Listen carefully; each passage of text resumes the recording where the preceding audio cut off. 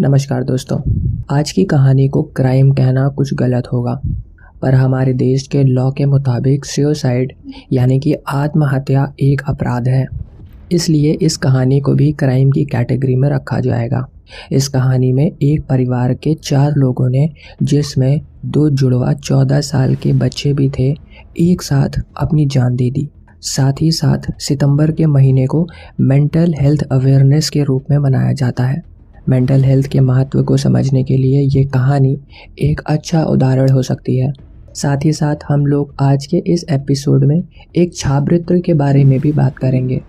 पूरे विश्व में सुसाइड का रेट बढ़ता जा रहा है। कुछ टाइम पहले सुशांत वाला हुआ जो केस है, उसने मेंटल हेल्थ और डिप्रेशन को सामने ला कर रखा था, पर ऐसे सुसाइड देश दुनिया में रोज़ बढ़ते जा रहे हैं।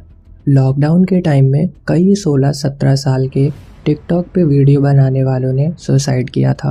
उनकी खबर बस कुछ घंटों ही सोशल मीडिया पर चली, पर एज अ सोसाइटी हम लोगों को इस बारे में सोचना पड़ेगा। अब आप उस डिप्रेशन के बारे में सोचिए जिसमें एक बाप अपनी तो जान देता ही है, साथ ही साथ अपने 14 साल के बच्चों जिनकी वो बहुत प्यार करता था उनको भी मार देता है। पिछले साल दिल्ली के बुराड़ी में एक ही परिवार के 11 लोगों ने एक साथ अपनी जान दे दी थी। बुराड़ी का किस्सा किसी और दिन सुनेंगे। आज हम मध्य प्रदेश के इंदौर के रहने वाले अभिषेक सक्सेना की फैमिली की बात करेंगे। अभिषेक सक्सेना 45 साल के थे।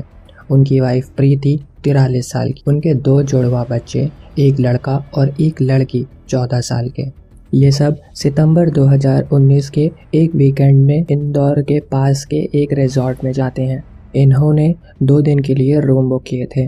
वैसे तो वो रिजॉर्ट एक फेमस टूरिस्ट और पिकनिक स्पॉट पर बना है, पर ये फैमिली रिजॉर्ट में चेक इन करने के बाद कहीं भी घूमने नहीं जाती है। वो चेक इन करने के बाद उस कमरे से बाहर तक ना निकले। चेक इन करने के बाद अभिषेक ने बस एक बार रिसेप्शन से 2 बॉटल पानी मंगाया। इस पानी का उपयोग सुसाइड के लिए किया गया था, जो मैं आगे आपको डिटेल में बताऊंगा। ये 2 पानी की बोतल के अलावा उनकी तरफ से होटल स्टाफ से आगे कोई संपर्क नहीं किया गया। अगले दिन शाम को इस परिवार के चेक इन करने के करीब 30 घंटे बाद रूम क्लीनिंग स्टाफ उनके रूम की सफाई करने गया। बार बार डोर बेल बजाने के बाद भी अंदर से कोई जवाब नहीं आया। 1 घंटे के अंदर अंदर पूरे होटल में अफरा तफरी मच गई। होटल के ओनर को बुलाया गया। डुप्लीकेट चाबी से उनका गेट खोला गया। अंदर 2 कमरे थे। एक कमरे में बेड पर दोनों जुड़वा बच्चे कंबल के अंदर थे। बस उनका सर कंबल के बाहर था और उनके मुंह से झाग निकल रहा था। दूसरे कमरे में पति पत्नी बेड पर और उनके भी मुंह से झाग निकल रहा है। चारों का शरीर बिल्कुल नीला पड़ चुका था। पुलिस को बुलाया जाता है। पुलिस पूरे रिजॉर्ट का मुआयना करती है। रूम के अंदर टेबल पर कुछ कप रखे हुए थे और वहीं बगल में एक वेइंग मशीन थी। ये वो वज़न नापने वाली मशीन थी जो आम तौर पर सोने और चांदी के काम करने वाले जौहरियों के पास होती है। इस मशीन पर आप चावल के दाने से भी छोटी चीज़ का भार नाप सकते हैं। पुलिस को होटल रूम से सोडियम नाइट्रेट का पाउडर मिला। ये पाउडर एकदम आटे जैसा दिखता है। सोडियम नाइट्रेट NeNO3 सोडियम का एक सॉल्ट होता है, जिसका उपयोग फर्टिलाइज़र और बाकी अन्य सामानों में होता है। पर अगर आम इंसान इसका ओवरडोज ले ले तो उसकी मौत भी हो सकती है। इसकी कितनी मात्रा लेने पर इंसान की जान चली जाएगी, वो इंसान के खुद के भार पर डिपेंड करता है। आमतौर पर 40 से 50 ग्राम का सोडियम नाइट्रेट किसी भी इंसान को मार सकता है।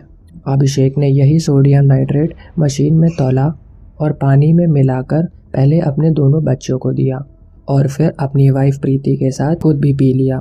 उस पानी में क्या था ये पति पत्नी जानते थे, पर बच्चों को नहीं पता था कि ये पानी उनकी जान ले लेगा। पुलिस ने सुसाइड का कारण जानने के लिए जांच शुरू करी।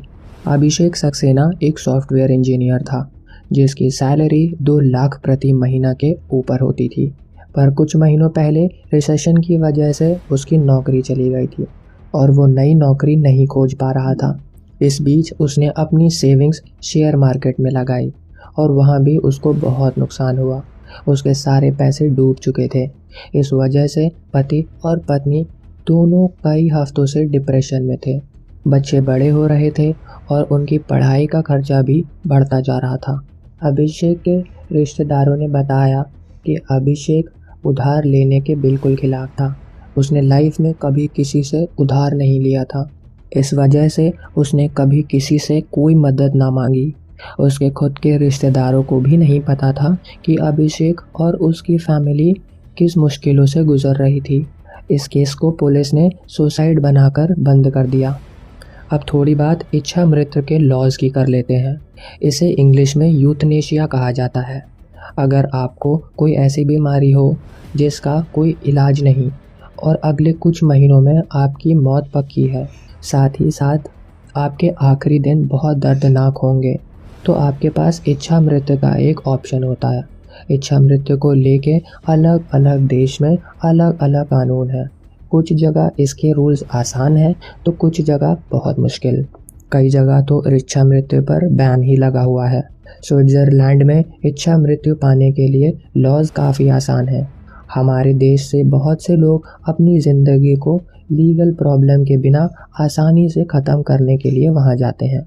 इसे मीडिया की तरफ से सुसाइड टूरिस्ट का नाम दिया गया है, जो दूसरे देश में घूमने के लिए नहीं बल्कि इच्छा मृत्यु पाने के लिए जाते हैं। इच्छा मृत्यु दो तरह की होती है। एक एक्टिव, जब पेशेंट की लाइफ को ख़त्म करने के लिए उसे कोई स्पेशल तरह की दवाई दी जाए जो उसे पेनलेस डेथ प्रदान करे। दूसरी पैसिव, इसमें सपोज एक पेशेंट कई सालों से वेंटिलेटर पर ज़िंदा है या वो कोमा में है, मतलब वो टेक्नोलॉजी के दम पर ज़िंदा तो है पर अपने आप कुछ भी नहीं कर सकता। उसे मिलने वाली टेक्नोलॉजी की मदद छीनकर उसकी मौत सुनिश्चित की जा सकती है। इसे पैसिव इच्छा मृत्यु कहा जाता है। जसवंत सिंह, जो एक आर्मी के रिटायर्ड ऑफिसर थे और बाद में अटल बिहारी वाजपेयी की सरकार में डिफेंस मिनिस्टर भी रहे हैं, उनका 2014 में एक एक्सीडेंट हो गया था जिसके बाद से वो कोमा में ही है। इस केस में अगर उनको इच्छा मृत्यु देने के लिए अगर उनकी मेडिकल हेल्थ को बंद कर दिया जाए तो इसे पैसिव इच्छा मृत्यु कहा जाएगा। एक और बहुत फेमस केस है। 1973 में एक हॉस्पिटल में काम करने वाली नर्स अरुणा पर एक वार्ड बॉय ने सेक्सुअल असॉल्ट किया, जिसके बाद से अरुणा कोमा में चली गई और तब से वो अब से जीवन के आखिरी समय तक कोमा में ही रही। 2009 में उनको पैसिव इच्छा मृत्यु की मांग कोर्ट पहुंची पर सुप्रीम कोर्ट ने इसे ठुकरा दिया। बाद में 2015 में अरुणा जी की दिल का दौरा पड़ने से मौत हो गई। गौर करिएगा कि अरुणा जी को 42 साल तक ऐसी हालत में जीना पड़ा। वो कोमा में रहीं और ऐसी परेशानियां झेलती रहीं जिसे इमेजिन करना भी हमारे लिए मुश्किल है। देश भर में इस विषय पर बहुत चर्चा हुई। 2018 में सुप्रीम कोर्ट ने एक ऐतिहासिक फैसला दिया जिसमें सुप्रीम कोर्ट ने पैसिव इच्छा मृत्यु को अलाउ कर दिया, पर आज भी हमारे देश में एक्टिव इच्छा मृत्यु बैन ही है। मतलब आपको इच्छा मृत्यु के लिए डॉक्टर कोई दवा नहीं दे सकता। मेरे ख्याल से अगर इस एक्टिव इच्छा मृत्यु के लिए कोई लॉ इंडिया में आता है तो वो हमारे देश में सुसाइड के रेट को कम करेगा। सुसाइड करने वाला कोई भी व्यक्ति पेनलेस डेथ की खोज करता है।